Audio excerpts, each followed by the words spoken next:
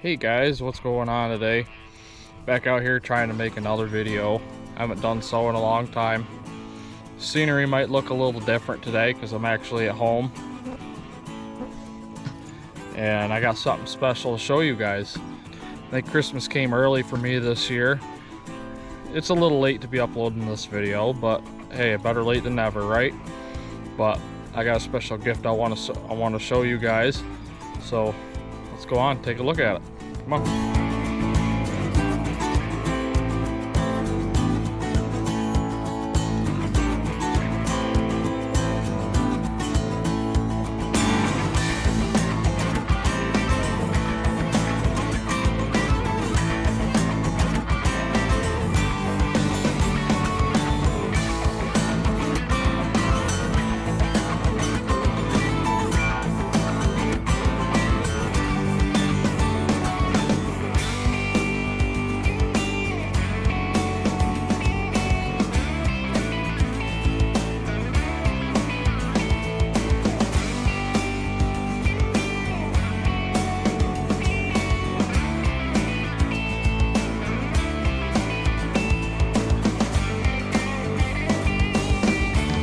So this is the special present I was just telling you guys about. I got myself this year a 2022 Nitro Z18 with the Mercury Pro XS 150 on it. I know it's a little different than the tracker, but I'll show you guys exactly what I got done to this boat, all the specs on this boat, and show you all my equipment and what I use for fishing tournaments.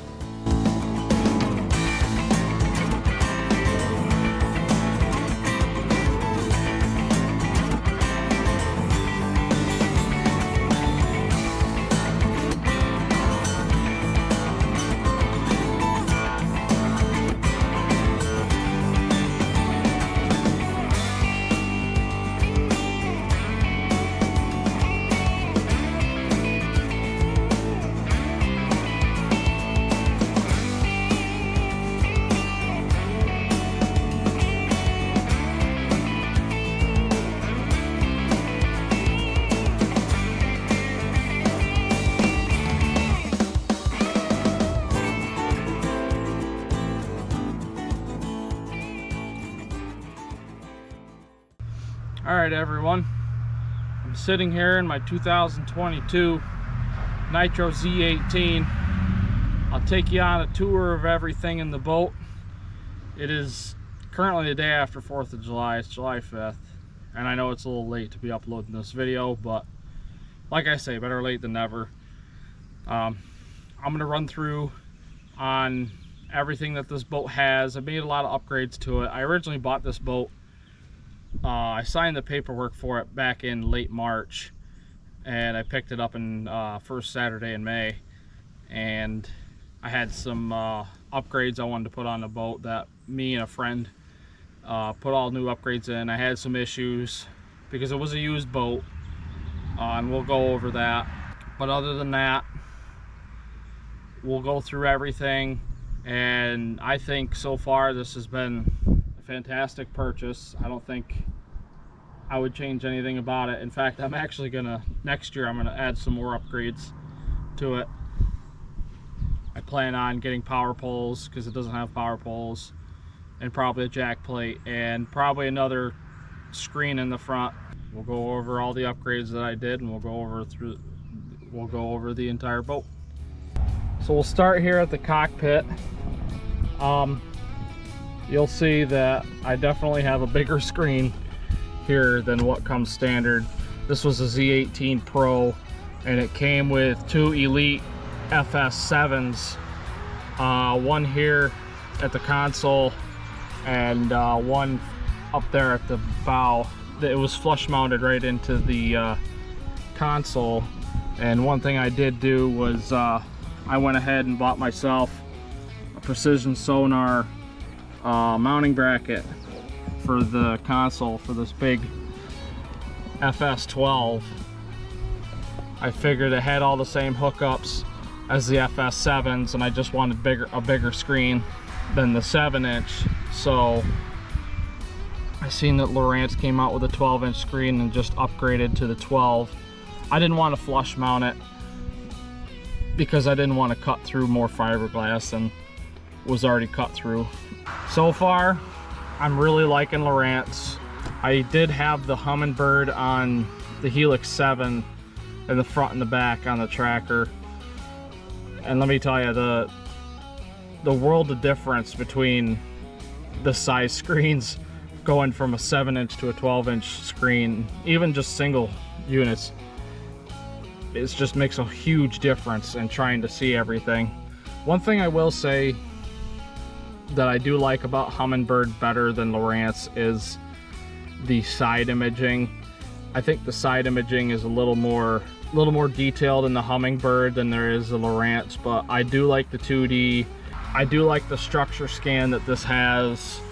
I like that you can add a whole bunch of different options. You can download all the different options, like your 3D sonar and all sorts of other things into these graphs than the Helix. I mean, Helix was the basic model, and this is like a step above a basic model for Lowrance, but you know, I wouldn't change it. If anything, I'd get a second one of these.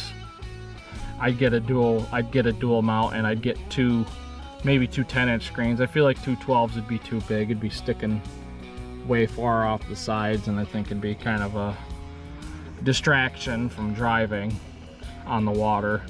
As you can see, the console, you know, it's your typical Nitro boat. I like the fact that it still has switches, because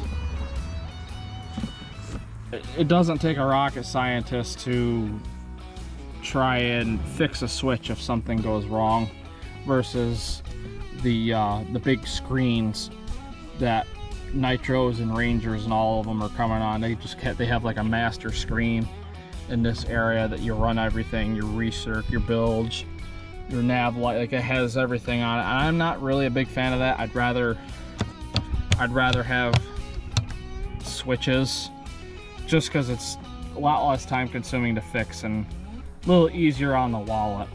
It does have a RAM mount down here underneath the console. I don't really use it. I keep my phone in my pocket 99% of the time. Move on to the back here. I'll show you the all the different batteries and everything that I have going on in here. So you'll notice I do have 4 batteries in here. It originally came with 3, but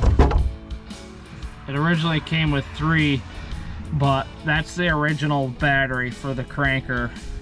It is an AGM battery. I think it has seen most of its life. I think after this year I'm going to replace it. I'll probably get another AGM, I just probably won't get Interstate. But I bought this battery to help even the load between the two. I had a friend of mine, Jack Little Jr. of Jack Little Jr. Fishing. I had him help me with pretty much all the upgrades on this boat. Now the problem that I had with the battery that was on here was I'd be on the water for only a couple hours, an hour or two, and my main cranking battery died. You know, very first time I took this out, I had both screens on. They weren't on standby, and I had them running for like a good hour and a half, and the battery was dead. I had nothing. I had no juice left. So luckily he was on the water with me and had jumper cables, so we jumped it. Ran fine the rest of the day. I just had to turn the motor on about every hour to make sure it had enough juice to run. Did that a couple times, and first 2 or 3 times out with this boat, and again, I'd still, after about an hour or two, it would run out of power and it'd be dead. I got back to the boat ramp one day with a different friend of mine, and I ran it around the lake, thought I had enough juice. I shut it off, once I got up to the ramp, pulled the truck down in, or pulled the trailer down into the water, and it wouldn't start. Battery was dead. So we had to pull the boat up onto the trailer, which is no biggie. But I decided to get the second Interstate AGM. It's the same exact battery as that, but me and Jack hooked it into parallel. That way it can even the load out between both batteries and it can charge the same, because I'll show you here. It's a little hard to see because it's being blocked, but I do have the Noco with the 10X3. It's for a 3-bank charger. It's charging right now. That way it can hook, or that way it can charge both batteries at once. There is some cleaning up I got to do at the end of the season down in here, try and clean everything up. I try and unhook my batteries in the winter. I charge them up all the way and unhook them in the winter time. That way nothing happens over the winter, because here in central New York it gets pretty cold in the winter. Last year we had some brutally cold, some days that hit close to 25, 30 below zero with the wind chill. It wasn't actually that cold, but we had some days that were about 10 to 12 below zero. But that's the power that's the power part of the boat. I love my Mercury 150. I wish it did come with the 175 Pro XS, that way I could get a little bit more top end speed. By myself, in a short burst, I had this up to 56, and it was in a short little run. I probably didn't quite have it trimmed right enough to get close to 60, because they say a single, one person low gas with tournament load with the 150, you can get right around 60. I've gotten 54 multiple times with 2 people, full tournament load for both of us. So I have no doubt in my mind that this boat by myself, and I'm not a small guy either. I'm 6'1", about 220 pounds. I think I can get this Mercury up to about 60 miles an hour, maybe 61. We'll check out the Livewell here. One thing I do love about the Livewell is that I like the fact that I don't have to plug it every time I want to use it, because I used to have a plug in the tracker. I have to, it's threaded. That's how I used to do it. But I like the fact that it's got this remote little switch down here to open and close your Livewell. And this Livewell is like almost twice the size of the tracker one. Like it's amazing. I haven't had any dead fish yet. I fished 2 tournaments with this boat. I got my 3rd and 4th next weekend. It's a double. And my first tournament I won for the year. Second tournament I came in 2nd place. I'm not fishing huge tournaments yet. I'm fishing tournaments that have 20 to 30 guys most of the time. It's about our average turnout.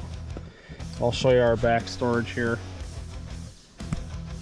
I do have an extra set of jumper cables, just some random stuff in here. I keep my cull tags back here, my G juice, my lines, some extra GoPro stuff. This will be more full when I get out on the water tomorrow, because I plan on going to Onondaga Lake in the morning.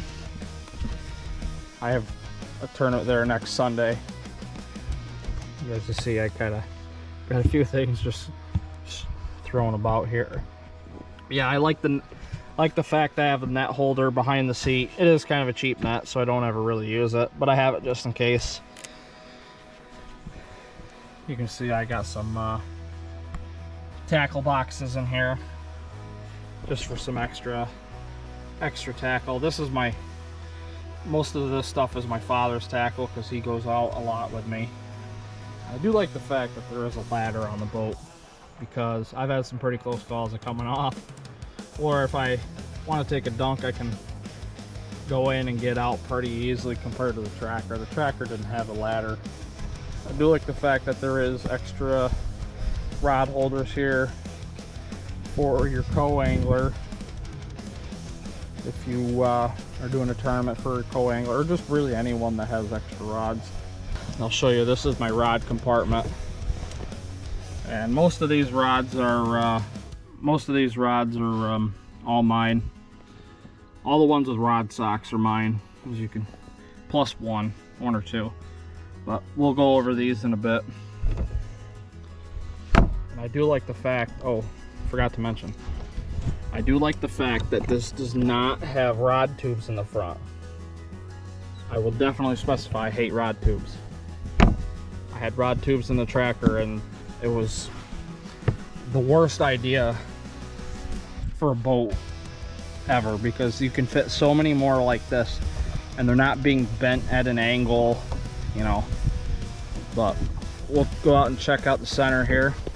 This is my main powerhouse of everything in here. I got all my, as you can see, I got all the New York specs to have to operate a boat. Got extra line, my scale, towel. These are my main boxes. I know it doesn't look like I have a whole lot, but I jam them right full of things. Main boxes, I got my weight box. I'll go through all that. Extra screwdriver, some scissors. I'll throw some more tools in here eventually. And in this compartment I have just kind of like an extra little compartment for things. I have my rain gear. This is where I keep my life vests for me and my co-angler. My butt seat I keep in here. And this is where I mounted the black box for the Ethernet for the active Target 2. So up here at the business end, as you can see, I've got the exact same screen up here in the front. It's got some water spots on it, but I'll clean it off here shortly. It's another Elite FS12. I got it paired up with the Ghost. I do like the Ghost a lot. I like it a lot better than the cable-driven trolling motor, since I had the Maxim 65-pound thrust on the tracker. One thing I don't like about the Ghost is this magnetic piece for the direction. When I'm using live scope, it's not really super accurate. I could be turning the motor real slow and this would be kind of falling behind a little bit, but it's no biggie. I almost never use it. I'm the dock guy. I like flipping jigs under docks, so I don't have my screens on hardly at all when I'm doing that, just to get to the spot safely. Have my mapping up in my 2D just to check the depth, and away I go. That's a tour of the boat. It's nothing super extravagant. I love the color of it. I like the black and blue. That's probably one of the main reasons why I bought it. I wouldn't change this purchase for the world. If you're getting into tournament fishing, the Nitro Z18 is probably your best bang for your buck to get into it, because you can still go pretty quick. You can still touch 55 miles an hour, which is plenty fast enough. Yeah, a lot of guys will say, oh, you need to go 70 plus, which you do, but up here in New York State, we do have a lot of big water up here, and it can get rough. You know, Finger Lakes, Cayuga Lake, Oneida Lake, some of the bays on Lake Ontario, Sodus, Chameau, Henderson, or Lake Champlain, St. Lawrence River. You know, we got some big water. We got some big rough water up here. Overall, this has been a great boat. It hasn't seen any real big waves yet, at least driving wise. I've had some wake boats go by that were pretty close and had some water go up over the bow, but